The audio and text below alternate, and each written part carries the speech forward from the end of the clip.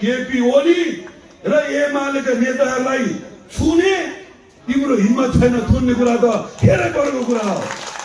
छुने हिम्मत छैन र तिम्रा आयोगमा केपी ओली आएर बयान दिने दिन्छन्। केपी ओली तिम्रो आएर बयान जेपीको ठुलो बाउ ओमप्रकाश अर्यालले सुनिमा लिनुपर्छ र भ्रष्टाचारको आहारमा डुबेको कुलमान घिसिङ अहिले भर्खरै पनि 43 करोड नेपाली सम्पत्तिलाई घोटाला गरेर भारतमा तोकेको मूल्यभन्दा बढी अन्तर्देशीय ट्रान्समिसन लाइनको सम्झौता गरेर फर्केको भ्रष्टाचारको नाइकेले यसको जिम्मा लिनुपर्छ।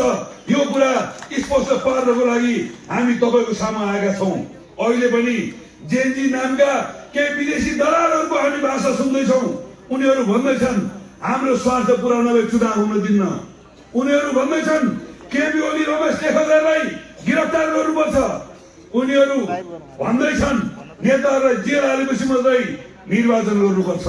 म जेनजीका नाममा जेनजी आन्दोलन कब्जा गरेर जेनजी आन्दोलनमा पानी बाँडेको ठाउँमा हाम्रा विद्यार्थी युवाहरूलाई खुवाउन नहुने कुरा खुवाएर लागु पदार्थ मादक पदार्थ मिसाएर र उनीहरूलाई गोली हाल्ने वातावरण बनाएर स्कुल र कलेजको ड्रेस लगाएर बाहिर ल्याउन लाएर अनि माइकिङ गरी गरी उचाल्ने जेनजी आन्दोलन कब्जा गर्ने विदेशी दलालहरूलाई कान खोलेर सुन्नको लागि म अनुरोध गर्छु।